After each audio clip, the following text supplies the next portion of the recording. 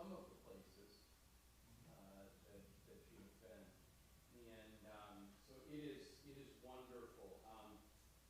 As it turned out, as Providence would have it, we have a chamber music concert series called Music at St. Paul's.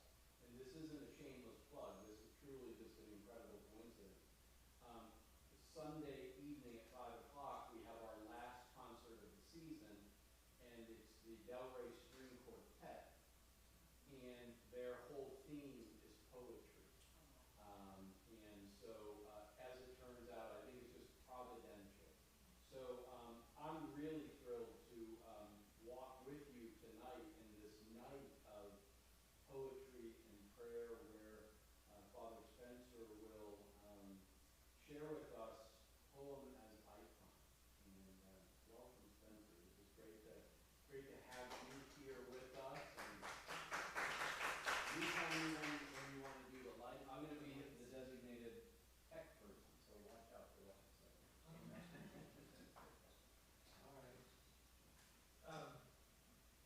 Hold on. I'll turn this on. Can everybody hear me clearly?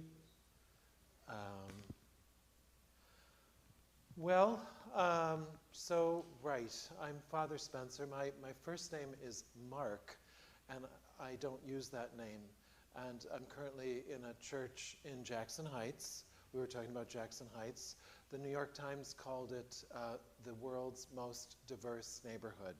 There's 162 languages spoken in a 20-block radius, and that's where I am. And the church is called St. Mark's, and I'm Mark, like he's Paul and St. Paul's. So we match, right?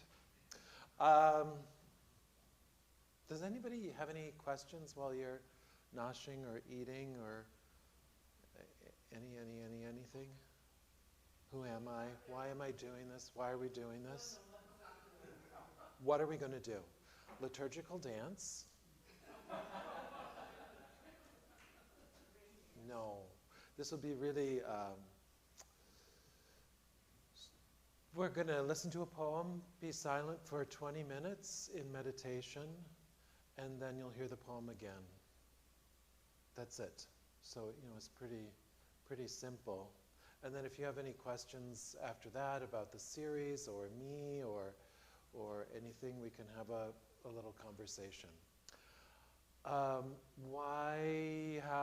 did I come to do this? How about that as a good starter question? Yes? Heads nodding. When I arrived in Jackson Heights, the pandemic was still raging. 300 people died of COVID-19 in the early days of the pandemic in Jackson Heights. One of the people that died was Father Checo, who was the priest in charge of the church where I am now. Once Father Checo died on April 1st, the church closed for 7 months. And I happened to be coming from Madrid. I had been working in Madrid for about 7 or 8 years and had come back to the States in part because my mother had become quite ill. And so I was in Connecticut. But then the pandemic started, and I was with my mom and dad in their apartment in Old Lyme, Connecticut for almost, how long was I there? It's Mary Jane's birthday, by the way, today. Mary Jane is my dear, dear, dear friend from many, many years. She's been with me to Honduras, where Our Little Roses is. That's where I really got the start of my ministry. I lived there for over a year. But what was I saying? So they called me because they needed a bilingual priest in Jackson Heights that could speak Spanish and do the services in Spanish and speak English and do the services in English. So I went there, and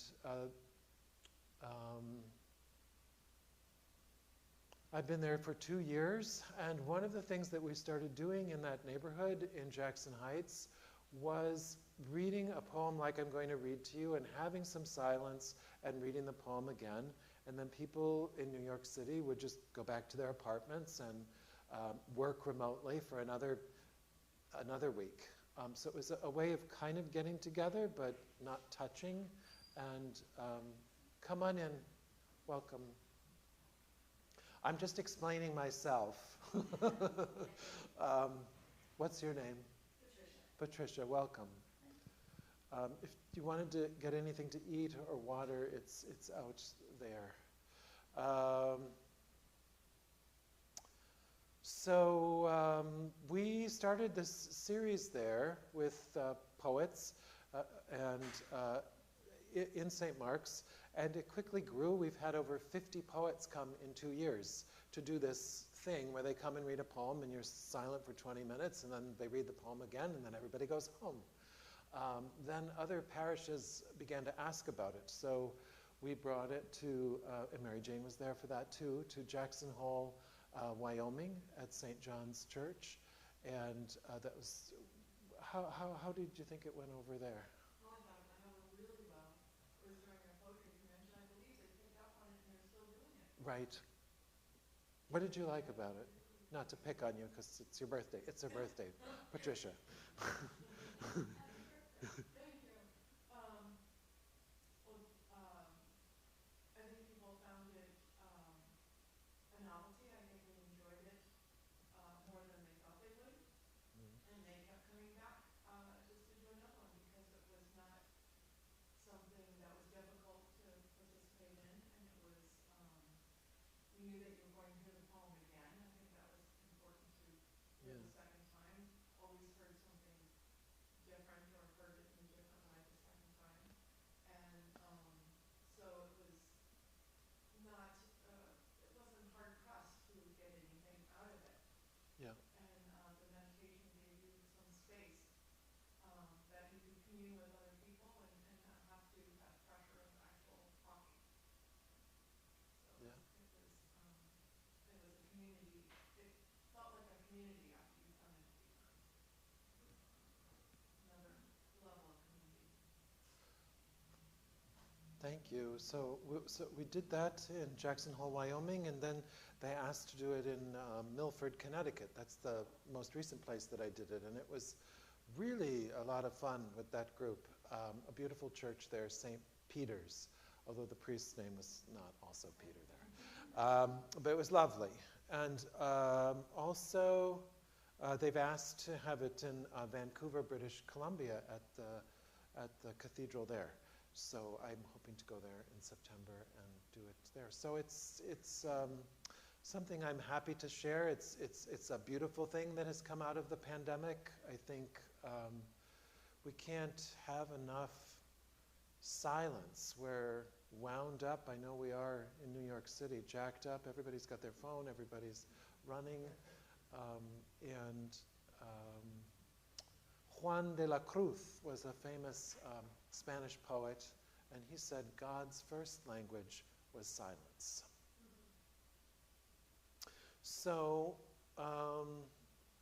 any other thoughts before I get Patricia? Do you have any thoughts before I start? Any questions about me or what we're about to do?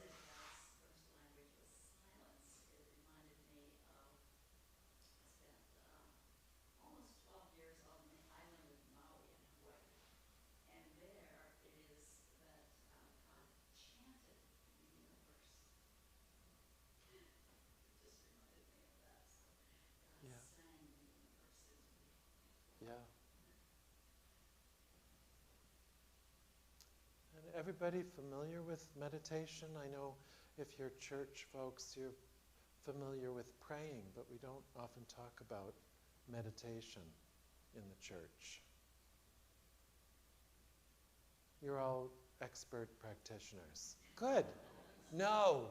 So there's no wrong or bad, or it's not good or bad, or just find a comfortable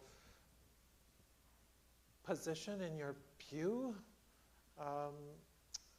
Actually, Spencer, Yeah. we do have some of these folks here Yeah. tonight are or have been part of a Lectio Divina that's gone on for quite a while here at St. Paul, and has continued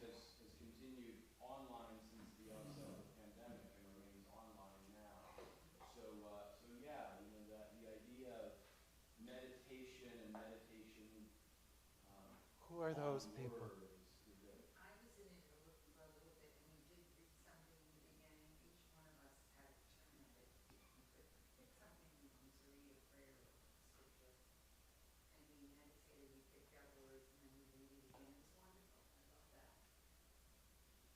I have a question. Yeah. Before I, There's a great tradition of poet priests. there is? I'm wondering, Yeah.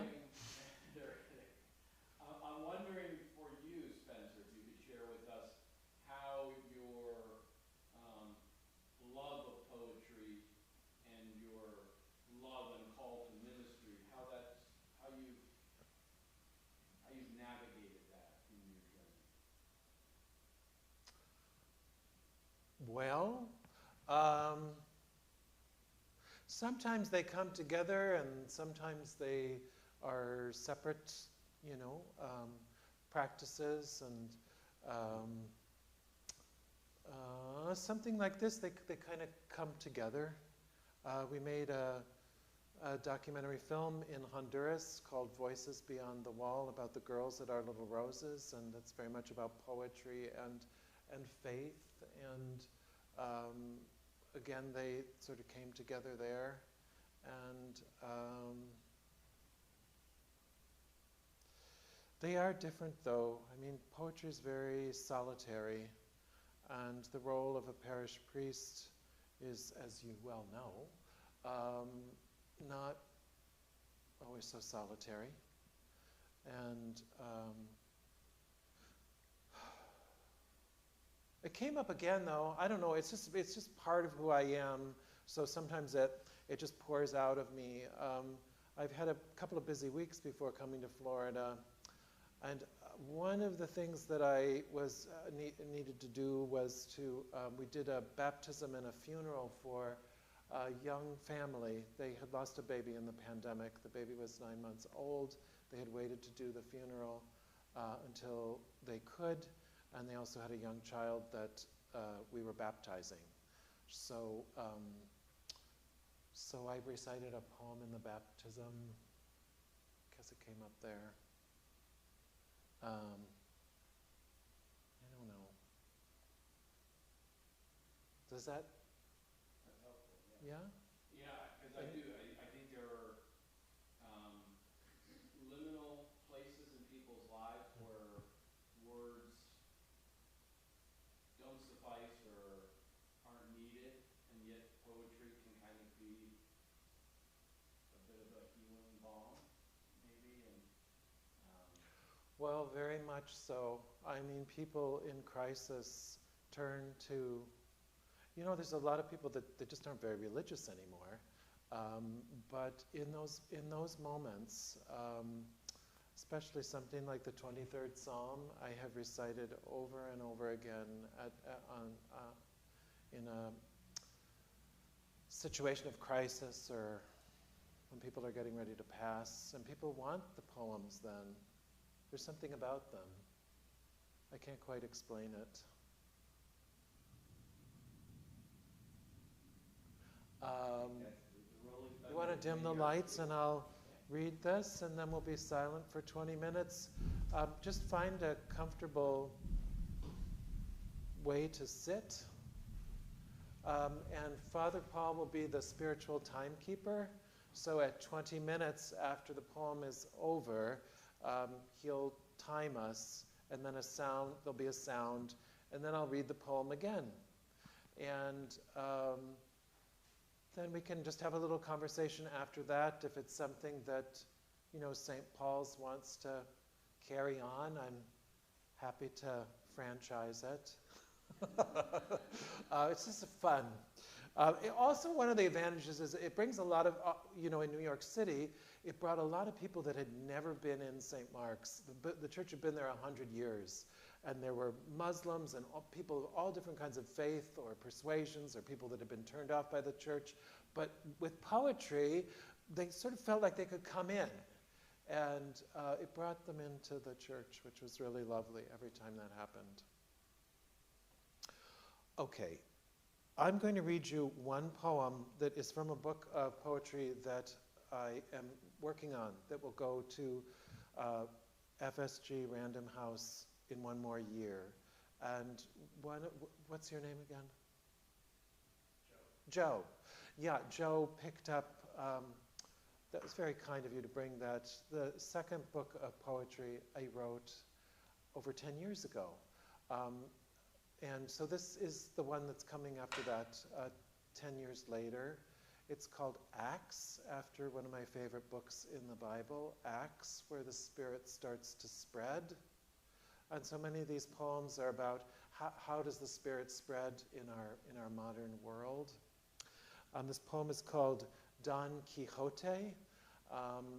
Is everybody familiar with that story, more or less? The chasing of the windmills and a man kind of living in a imaginary world, because maybe that's easier than the real world. And he has this sidekick. Does anybody remember what his name is? Very good. So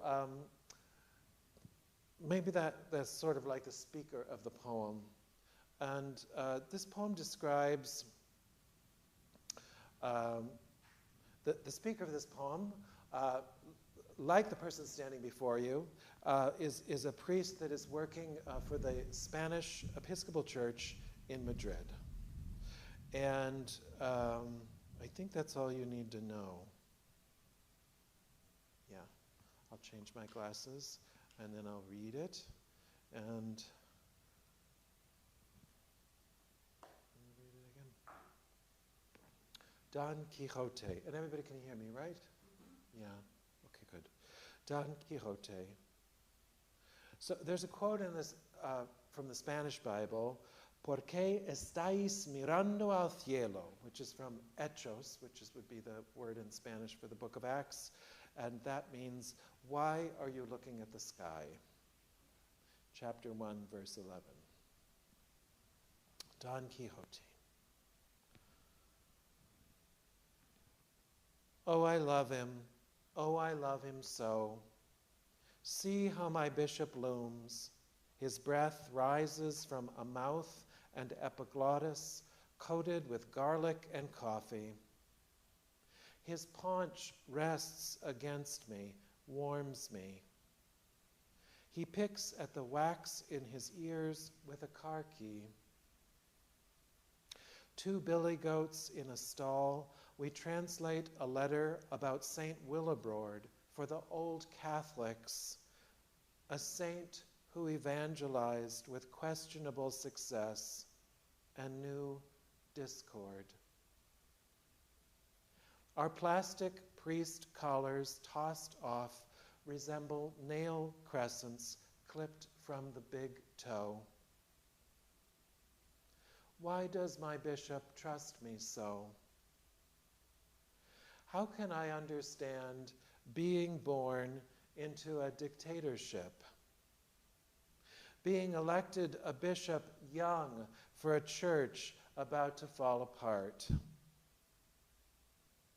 Having all your property confiscated?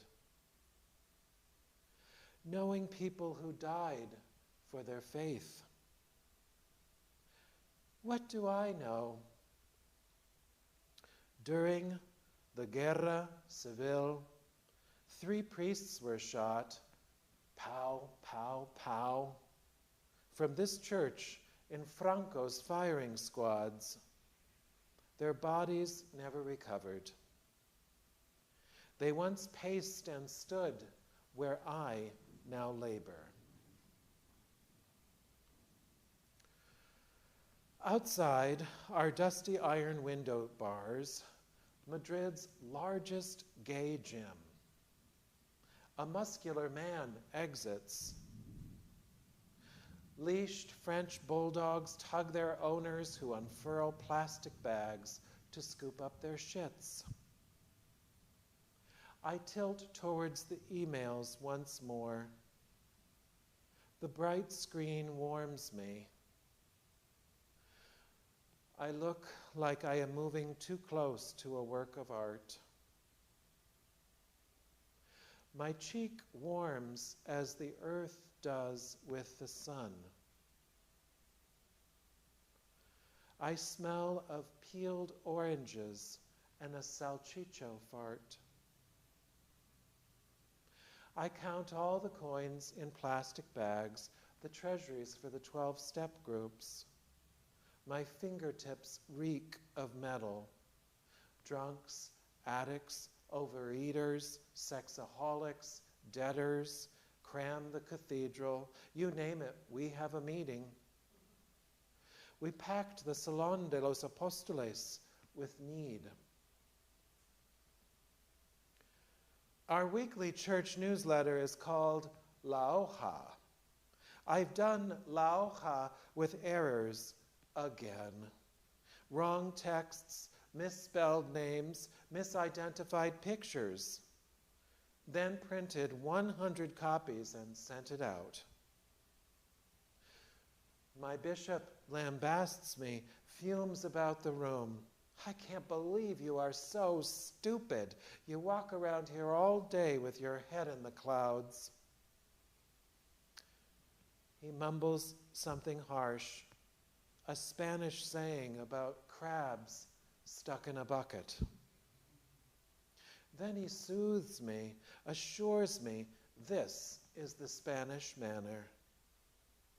Americans, they cannot handle him. Besides me, he adds and winks with his one working eye. Will doctors cut the dead eye out? I spend my days rotating around the glaucous orb like a clock. What can I tell you? I use the proper usted or don with him, never his Christian name, ever. I respect him. Respect needs devotion. Devotion needs perseverance. Perseverance needs love. And love needs what none of us understand. Love. Once I forgot everything and stalled at the altar like the halt in the Gospels. And guess who bolted from the sacristy, steadied me, and held my hand?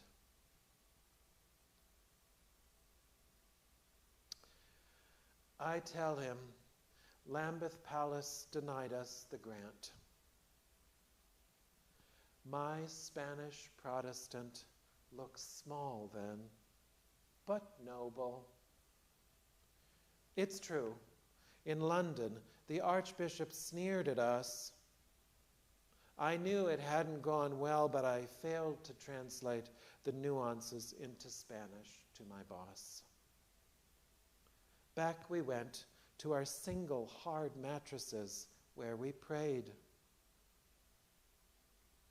The word hope comes from bent, which makes sense when I think of the Bishop of Spain and our work. My bishop says, I know I'm difficult, don't say I'm not. Our faces fix like the long married. Then my bishop has to go to Santiago. I collect his eyedropper, his iPhone, his keys. The iPhone has been stolen thrice. My bishop asks me to search for internet bargains. Short-staffed, we scrimp. Rich pilgrims from Dallas need a mass. Night swallows all the light in the windows. My bishop departs to prepare his luggage. I remain in the office. On Plaza Santa Maria, the old Catholic church bell rings, the acts of the Holy Spirit. No bells for Protestants in Spain.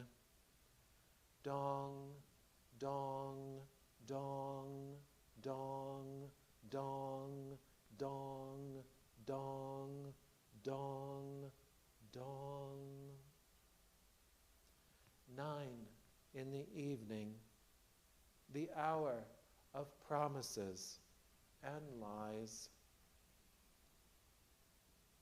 So, friend, I've buried and married some people here. Harried, bald, horny, spotted, gray. I'm different nearly every day. I shut off the fluorescent light, lock the smelly office for the most unknown cathedral on the globe. I walk out under the stars above Madrid, the elegant chandelier of Europe, lit with poorly attended churches. I may never love a city more than this one. Every night, love and sex disrobe on these paved, nonsensical streets. Up above, planets bob on their strings, all part of some impossible mobile, suspending us in infinity and gravity, where angels and archangels wander. But who made the strings? What lies beyond? Is there a wall? Or is there no wall at all? Up there. Just universe after universe after universe after universe? I know. Impossible to ponder too long. I round the corner of Calle Espiritu Santo. Always what is distant is close, what is close, distant. Behind me, I no longer see the cathedral, but I know the bishop now unlocks the office and collects his ticket I printed. I know he lurches to the front door, a mother bear dragging his minuscule suitcase behind him, the size of a wastepaper basket. I know he wears his giant silver cross across his neck. I know he holds his man purse he calls a mariconita. I know he lurches. I know he clutches a black fan called an abanico. I know he readjusts his bishop ring on his right hand. I know he will turn to the right. The speed train will get him to Santiago by 6 in the morning. Oh, I love him. Oh, I love him so.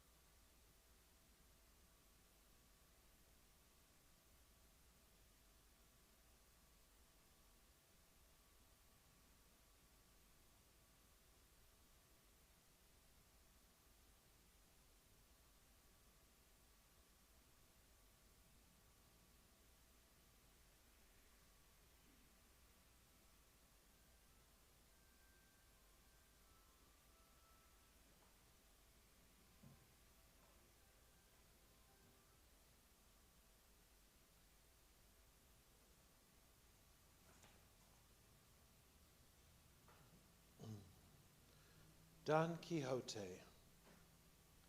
¿Por qué estáis mirando al cielo? El libro de los Hechos, capítulo 1, versículo 11. Oh, I love him. Oh, I love him so. See how my bishop looms. His breath rises from a mouth and epiglottis coated with garlic and coffee. His paunch rests against me, warms me. He picks at the wax in his ears with a car key. 2 billy goats in a stall. We translate a letter about Saint Willibrord for the old Catholics, a saint who evangelized with questionable success and new discord. Our plastic priest collars, tossed off, resemble nail crescents clipped from the big toe. Why does my bishop trust me so? How can I understand being born into a dictatorship? Being elected a bishop young for a church about to fall apart? Having all your property confiscated? Knowing people who died for their faith? What do I know? During the Guerra Civil, 3 priests were shot. Pow, pow, pow. From this church in Franco's firing squads. Their bodies never recovered. They once paced and stood where I now labor. Outside are dusty iron window bars, Madrid's largest gay gym. A muscular man exits. Leashed French bulldogs tug their owners who unfurl plastic bags to scoop up their shits. I tilt towards the emails once more. The bright screen warms me. I look like I am moving too close to a work of art. My cheek warms as the earth does with the sun. I smell of peeled oranges and a salchicho fart. I count all the coins in plastic bags, the treasuries for the 12-step groups. My fingertips reek of metal. Drunks, addicts, overeaters, sexaholics, debtors, cram the cathedral. You name it, we have a meeting.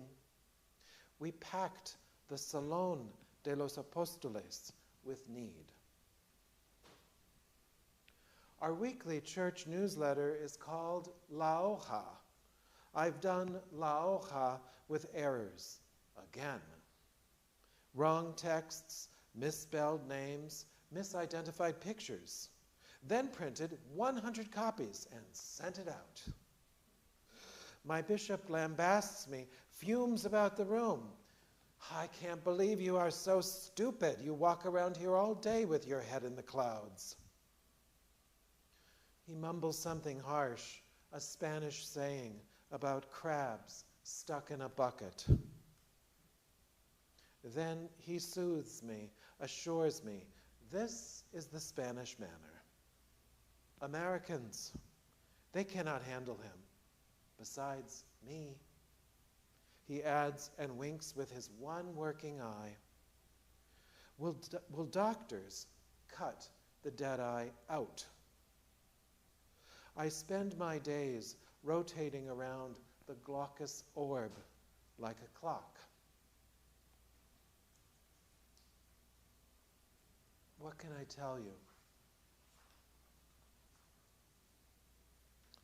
I use the proper usted or don with him, never his Christian name, ever.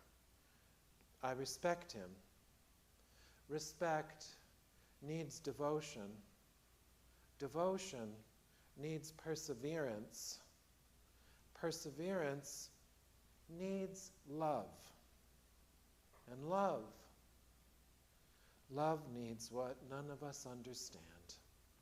Love. Once I forgot everything and stalled at the altar, like the halt in the Gospels, and guess who bolted from the sacristy, steadied me, and held my hand?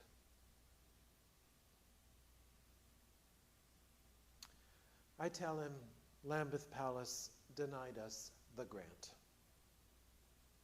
My Spanish Protestant looks small then, but noble. It's true, in London the Archbishop sneered at us. I knew it hadn't gone well, but I failed to translate the nuances into Spanish to my boss. Back we went to our single hard mattresses, where we prayed. The word hope comes from bent, which makes sense when I think of the Bishop of Spain and our work. My bishop says, I know I'm difficult. Don't say I'm not. Our faces fix like the long married. Then my bishop has to go to Santiago. I collect his eyedropper, his iPhone, his keys. The iPhone has been stolen thrice. My bishop asks me to search for internet bargains. Short-staffed, we scrimp.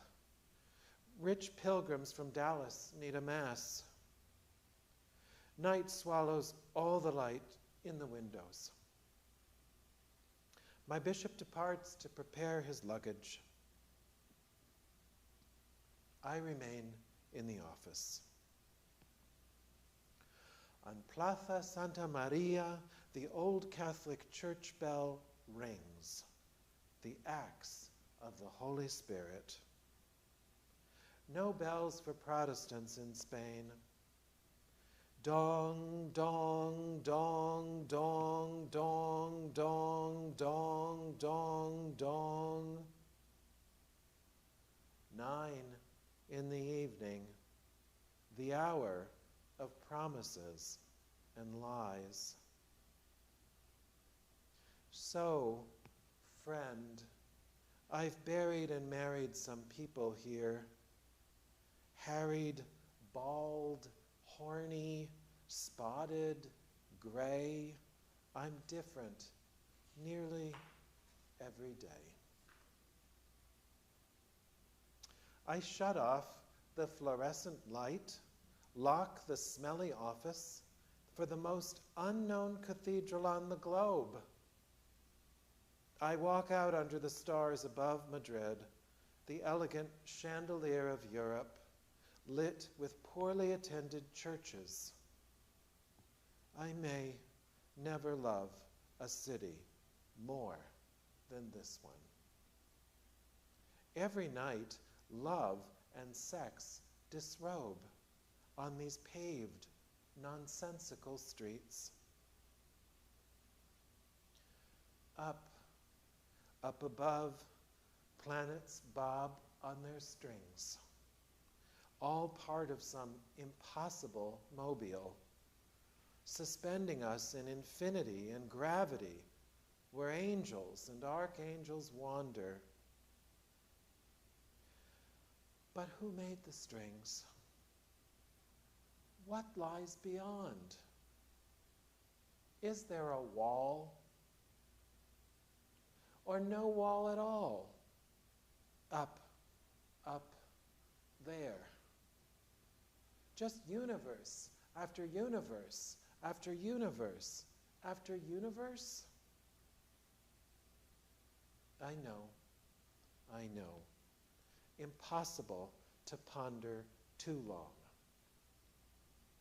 I round the corner of Calle Espiritu Santo.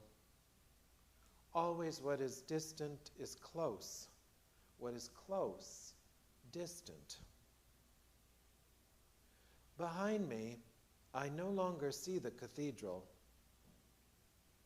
but I know The bishop now unlocks the office and collects his ticket I printed. I know he lurches to the front door, a mother bear, dragging his minuscule suitcase behind him, the size of a wastepaper basket. I know he wears his giant silver cross around his neck. I know he holds his man purse he calls a mariconita. I know he clutches a black fan called an abanico. I know he readjusts his bishop ring on his right hand. I know he will turn to the right. The speed train will get him to Santiago by 6 in the morning. Oh, I love him. Oh, I love him so.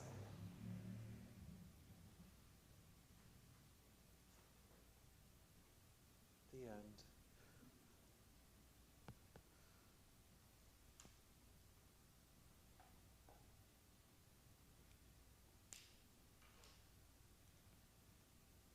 Okay, I can see you now. Any thoughts? Yes. Yeah, I wanted to know the saint that you mentioned at the beginning. Yes. That was the patron saint of what? Willibrord. It was this old Catholic saint. Well, we actually did write that letter about that person. I'd never heard of them, but they actually, yeah, you can look him up. A minor saint. Yeah, of like northern Europe. So, yeah. I love the imagery of the collars like in Israel. You do? Oh, good. Oh, good. I love that very, very much. Collars, yes. Uh-huh. So, and I wondered why were their collars off? Were they involved together or? Involved together. Yeah. Did it go to the physical? Did the stuff? Well, no, that wasn't my intent. Sometimes when you've been working a long day wearing a collar, you take, I have them all over the place. But the relationship I had with the Bishop of Spain was completely platonic and full of love. You agree with that, such a sense of space and smells and feels, there's a lot of physicality in that. Yeah. Salchicha. Salchicho, yeah. Yeah. Well, it was kind of a gritty world. It's a part of the Anglican communion that isn't really hardly known at all. And it's only because of the former bishop of Southeast Florida that I was shot like a cannon out of seminary and landed in Madrid, very much in part because of him, and wound up in this completely unknown world. Indigenous, a Spanish part of the Episcopal Church that was indigenous in terms of being Spanish-speaking, which is very unusual. Usually the Spanish is, we were talking, you missed a Spanish service in your former parish, so, it's grafted on, or the people from Latin countries come into the Episcopal Church like they do in Jackson Heights from Colombia, and they're interested in the Episcopal Church, but they know nothing about it, and they think it's the Catholic Church until you explain it to them about 10 times. But in Spain, they invented the Episcopal Church there 150 years ago. They started it there. It wasn't something that was grafted on. It wasn't a colonial implant. It was the Spaniards themselves embracing it. So that's quite unusual and really quite important, I think, as our world evolves and as our church evolves. So this really unknown and humble place, I think, is quite special. You had a question. It was really special to me when I could hear and visualize your imagery with my eyes closed, and then I did not open my eyes at all. I just felt this sacred place to present to the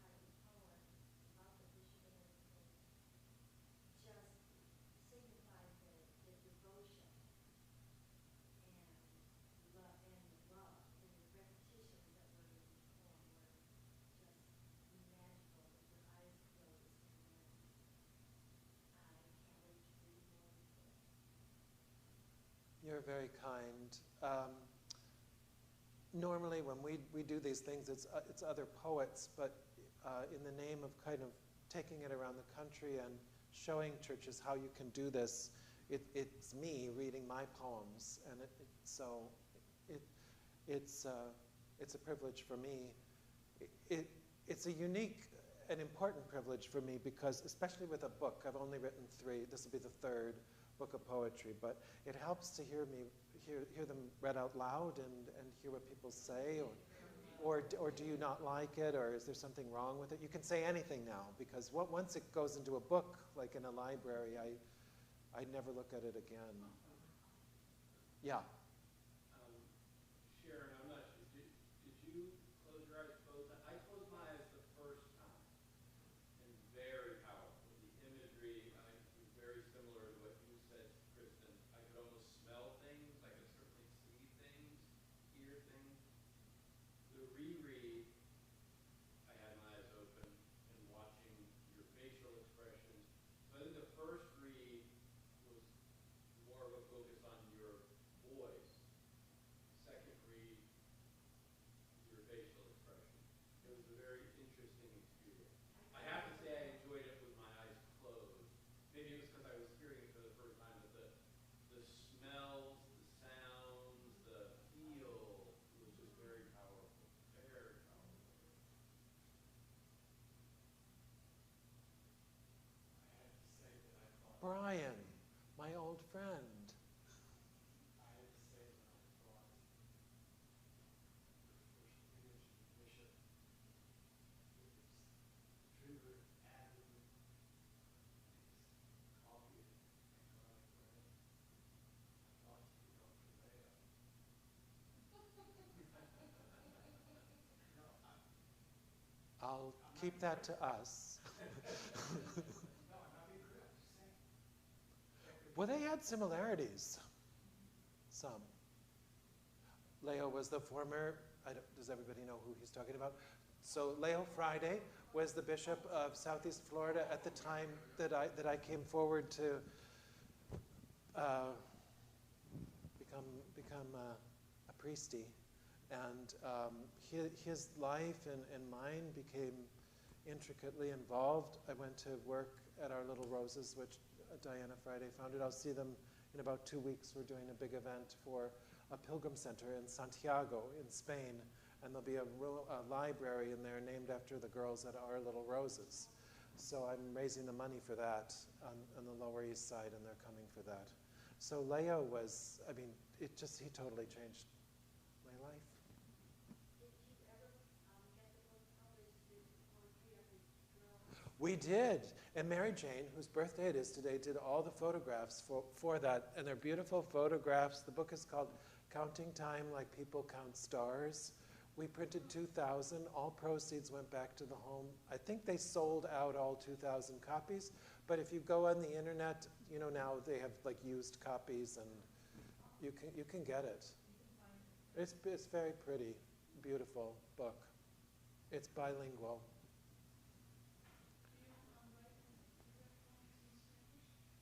No, I learned Spanish when I was 45. I didn't know a word. It was really painful in the beginning. Example, I was in the orphanage and one of the girls said, gracias a Dios. And my Spanish was so bad, I thought she was saying, thank you, goodbye. Like, I didn't even get that. So I've come a long way from where I began, 12 years later. But to write poetry, I've done some translating. There's a translation in this book from one of the Spanish Civil War poets that I got to know when I lived over there. They're amazing poets, Lorca and Cernuda and Machado, these amazing poets that they're great. I knew nothing about Spain or Spanish history, but and it's referenced in this poem. You know, when the Civil War hit, all the major poets were killed or died. So the country sort of lost its voice for the next almost 50 years, which was a strange phenomenon. But they all died. Machado, Cernuda, Lorca was murdered for being a gay man. They were killed immediately. Machado died on a death march out of Madrid. Hernandez died in prison. But they all died. Yeah. You had a question. Yes. Thank you. I appreciate when you were reading the poem, there's a real sense of intimacy between the two men that are working so closely together. Yeah. And what I appreciated about it was it shows um, the like the other side of being in ministry. You know, like it's not all roses and happiness. And, I mean, like it's not like it's really like down and dirty and gritty what you do behind the scenes to try to do your work for the greater good, right? And you were just like honest, and the reality was like, yeah, I can picture this, and there's just this intimacy there, these two men working together for for your work, for your mission, right? And then when you compare that to walking out into the gritty streets of Madrid, which is a different kind of grit. I don't know if I'm making any sense at all. It is. Then, Thank you. but then you're thinking about like the holy space of where God is and creation and the universe and all of these things that are so imponderable to the human mind, but yet you're down here doing the nitty-gritty work for that, even though you can't comprehend that. You know, I mean, like, it's like there's so much and it's so intricate, like, it was really fantastic. Oh, I God. hope that makes any sense. But, It does. I really, thank you. and then I have two other things. Yeah. Why did you choose this poem to read? And from a writing from a poetry creativity standpoint, why did you choose the word thrice when we were talking about the cell phone being stolen? I like that word. You didn't say 3 times. I know. You don't hear it very much. Thrice. I know. I think it was actually stolen 3 times. I just like that word. I think I just like that word. And there's some rhyme in that poem, but I don't think anything rhymes with thrice. Why did I choose to read that tonight? One answer is I don't know. Another answer is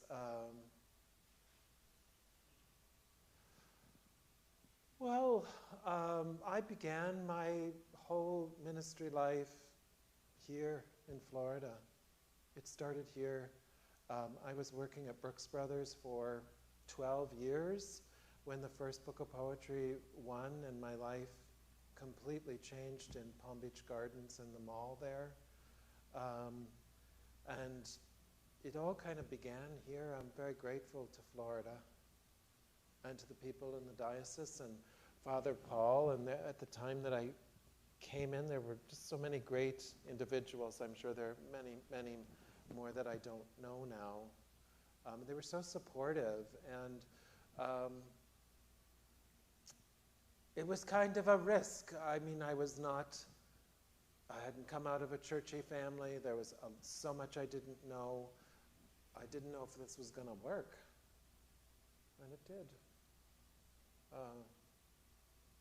So I guess maybe I was thinking of those things in my life now in the church as it's gone on from Honduras to Spain to Jackson Heights, these 3 very different locations and very different situations they have been that have taught me so much. Abandoned girls and working with a bishop is just something I never imagined that I would be doing, and for so long. And it's very intimate, and you become, like Father Paul is pastoring to all of you here, and providing that love to everybody that walks through the door. When you have the job that I had there, it's the bishop that's in front of you, and you're there to love him and support him, and it's not an easy job, and a lot of people are not nice, and that rhymes with thrice. I could have stuck that in there. But, you know, we had some big challenges. There's a lot of confidences that you keep. It's like an honor, you know, to back that person up. Kind of unforgettable. That devotion really came through. Oh, good. Yeah. I think you ought to probably mention that you brought the 12-step programs to the cathedral. I ought to mention that. So, yes, that is also true. That's sort of a side thing in the poem, but yeah, Mary Jane is smiling because, and then I'll answer your question.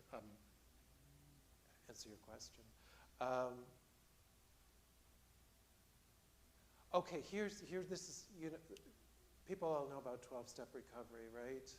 So another weird thing is in St. Mark's, San Marcos in Jackson Heights is where Lois Wilson founded Al-Anon. It was in the very building that I'm in. And, you know, Al-Anon and AA have completely changed my life, and I'm a priest because of the programs in many, many ways. And so to be in the very building where she first came. The reason I mentioned that in relation to your question was, as I talked to the librarian, the headquarters for Al-Anon, I learned that Lois really didn't want to do it, which I just find is so funny. She was in Katona, in upstate New York. She was retiring. She did not want to go into the boroughs of New York City and open these meetings. And they're like, come on, you got to do it. There's nobody else that can do it. You got to do it. And so she did. And I laugh and relate to that because, and can see Mary Jane smiling out of the corner of my eye, because I started an Al-Anon meeting was the first one that I started in Madrid. Man, this meeting started, and they hadn't had it there. It wasn't there. It wasn't there in English. And so one lady came for the first 6 months, and she was so difficult. Like, she was so horrible. It was, you know, she was just like mean. And I would say something, and she would say, I can't identify with anything you're saying. I don't know what the point is. I don't know why we're here. And we even had, I said, well, we need to have a group conscience meeting. It was just the two of us. I don't know if any of you are in 12-step recovery, but usually there's more people. But there was just the two of us. I said, we've got to have a group conscience meeting. And she said, well, I'm not a member. I was like, what does that mean? I'd never encountered this before in my life. What do you mean you're not a member? So I'm going to have the group conscience meeting by myself, and you're going to watch me have it. I guess that's what we're going to do. Anyway, after these experiences, I wanted to not continue with the meetings. And Mary Jane, what did you say? You got to do it. So I listened to Mary Jane, and I did not want to do it like Lois, but I continued to do it. And about a year and a half after I had started them, people started to come. At that point, I was almost like an abused child, you know, after this whole experience. But they were nice. People were nice, and they wanted the meetings, and they really wanted the meetings. And 2 years, then 3 years later, they started to grow. And they started to grow, and they started to grow, and people wanted more, and they wanted more and more meetings. And by the time I left, and I'm not making this up, there were 32 meetings. 2 that meet in Santiago, 30 that met at the cathedral. We had 300 people, this is before the pandemic, coming every week into the cathedral. And the rent for these meetings paid my salary. It was crazy. It was, so they'll start them up again now. They are starting them up again now. Yeah. I really, maybe it's because I know him a very little bit. I've met him Oh, you been have. through the, kind of the fullness of his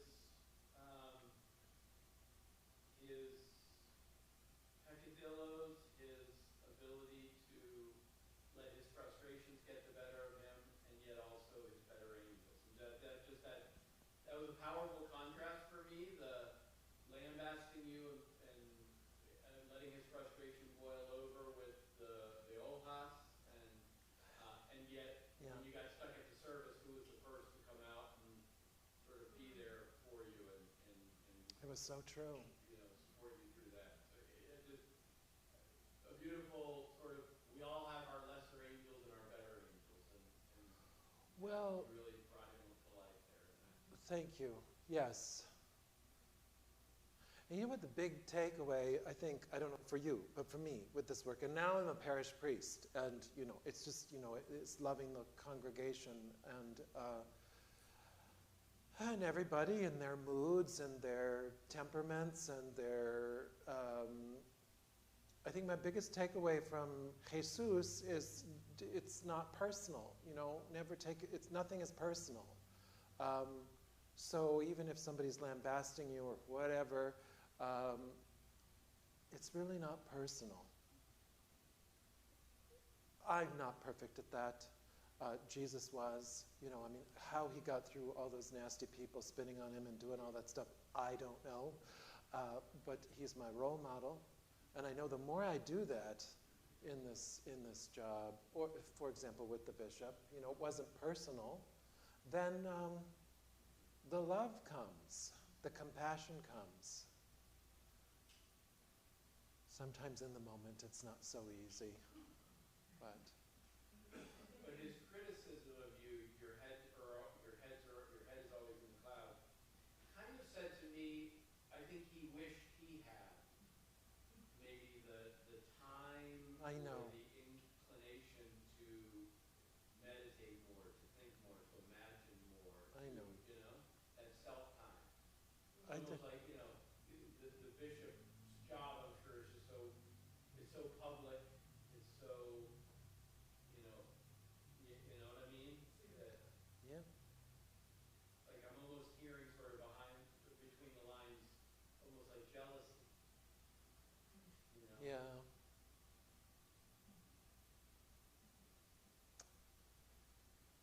Yeah, go ahead. Before he started, the question was brought up, the ties between poetry and ministry, something like that. Oh, right, yeah, I didn't answer that very well, yeah. It occurred, well, it made me think for a while, and I thought of Eileen. And there's a Yeah. girl in that the film was mostly based on. If you see the film, Voices Beyond the Wall, it's really good. And there's this girl in Eileen who was largely focused on in the film, and you'll see her in the film say, I don't like poetry. So, it's always somebody's in love, and it's bad, and it's a little and all that. Yeah. Well, Eileen ended up being the one who wrote a poem, and she was the one who won the poetry prize that year. And her poem is the title poem for the book that was made, that goes along with the movie, and it's called Counting Time Like People Count Stars. That was her poem. When she gave it to Spencer, she had it folded up in a wad and pressed it into his hand and said, don't change a word.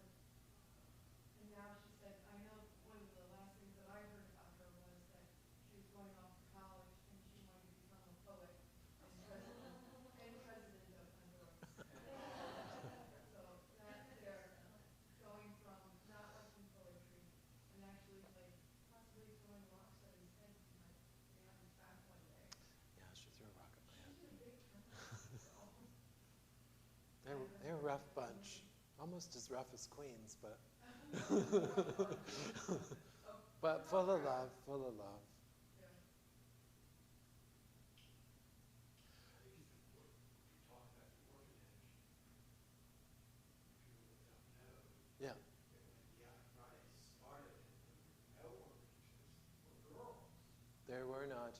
There were not, 35 years ago when the orphanage was founded, the girls were put on the street where they became maids or prostitutes almost immediately within the day. And she started that. I mean, it's much like the Al-Anon story, actually. It's identical. It's funny. I mean, I guess that happens in the Bible too, right? I mean, she didn't really want to do it. She was sent to review the boys' orphanages. Leah was the bishop then of Honduras. And she got in there and she was like, well, where are the girls?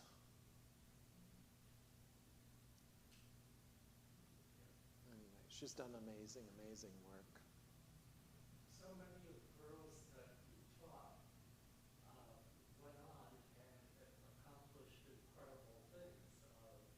You should take credit for that. Oh, I don't know. It was transformative to be there. They certainly changed me, I can tell you that. I don't know what, I can't speak for them, but I do know that I was not the same person when I left when I went in there. When I you was were different. at Brooks Brothers, Uh-huh. you described it in your book here as when gentlemen would come in and there would be 10 different ways to tie a tie. Uh-huh. You spoke about. And that was before you went to Monaco. In your book, you wrote a long story about Monaco. I did. Yes.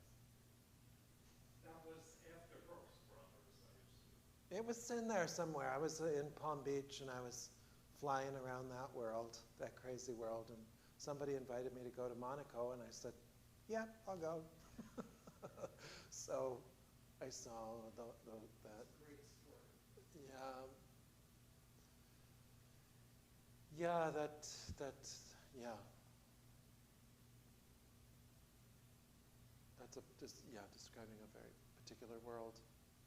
Kind of like Palm Beach, you know. Yes. You can thumb wrestle. Uh-huh.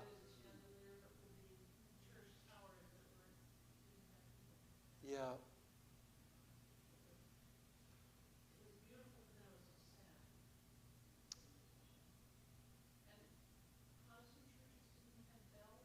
No, they don't.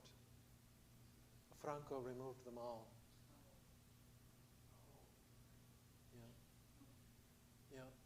Going back to the 60s, Yes. I used to read the poetry of the Greek poets, Yeah. and I wondered if you were familiar with Ginsberg and I am familiar. I like Frank O'Hara the best. He wasn't really so much of, but he was around that time. He was a New York City poet named Frank O'Hara. Amazing poet. Wrote a poem about Billie Holiday called The Day Lady Died. It's a beautiful poem if you get a chance to read it. Frank O'Hara. He died, he went to Harvard College. He was roommates with Edward Gorey, you know that guy that does all the weird little drawings who my mother loves so much, and the weird little, the unwanted guest, you know? Yeah? So. Yeah, I think we can finish. One last question, yes. first of all, I just didn't get a chance to tell you about the school, us and delivered it. The work was fantastic. Oh, thank you. Even when you read it at the same time, it was kind of, you felt the love of it last night, again. Yeah, I have a question for you. So yeah. It was just as intense as the first time, and you always arrived back at the same note of love, and every time you did, it overwhelmed you. It does a little. It definitely does. And I like how you brought him, he was elevated. And you didn't bring him down from crash or whatever from then. You brought him kind of in stages. The first stage was when he didn't get the scholarship or the grant. And you humanized him in that moment when he was sad. And then the next part, when you humanized him when the suitcase, the waste paper basket. Yes, and there he was a human again. So it was really quite profound study. Well, thank you so much. If you enjoyed this sort of thing, you can certainly talk to Father Paul about, I mean, it can take any kind of shape. In Connecticut, I think they're going to have kids read poems. We have a lot of kids that are interested in poems. And in Jackson Hole, Wyoming, they have a regular series now. And in Jackson Heights, they're thinking about how they're going to carry it on too. So, or you could do it once a year, or not at all.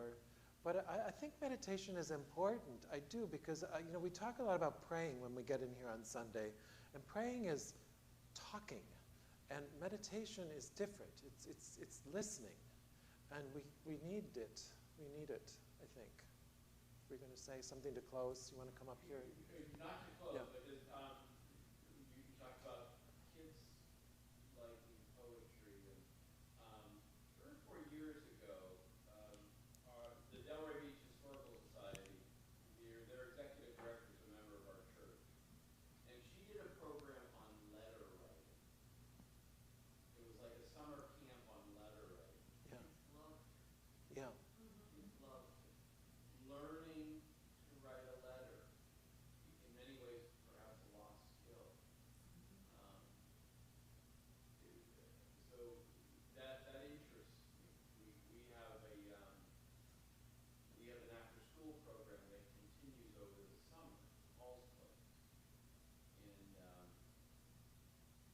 the kids do a lot of different type of enrichment. Poetry would be one that it's very powerful. I don't want to hold people up too much, but could you just share a little bit, because you did sort of mention it in an ancillary way in your poem Don Quixote, the Anglican Pilgrim Center at Santiago de Compostela. Sure. So on June 2nd, we're gathering an opera star who happens to be the granddaughter of Dr. Joyce Brothers. Remember her? She's also an opera star. And Richard Blanco, who read at the White House, and a folk singer named Lila Blue, and the film director. And we're gathering at St. George's, which is on 4 Rutherford Place, and to raise money for this library. They've asked me to do that, raise $200,000. I've raised $20,000, so I need 180 more. And when you go into Santiago, Spain is super, super Catholic, and there's no place for, if you're not Catholic, when you finish your pilgrimage. Has anybody been on the Camino? Anybody? So it's this beautiful walk through Europe, and very spiritual, and people love to do it and become very passionate about it, and like do it 50, 60 times. But when you arrive in Santiago, there's no place for Episcopalians or Lutherans or really anybody else, except if you're Catholic. You go to the Catholic cathedral there, where they announce in 5 different languages, if you're not Catholic, do not come forward and do not receive Holy Communion.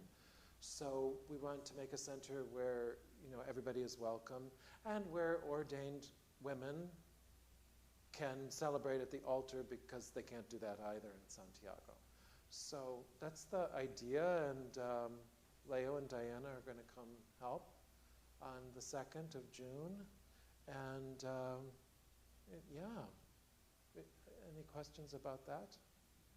There's a website, Friends of the Anglican Pilgrim Center, and how you can find out more about it. And there's a movie with Martin Sheen called The Way.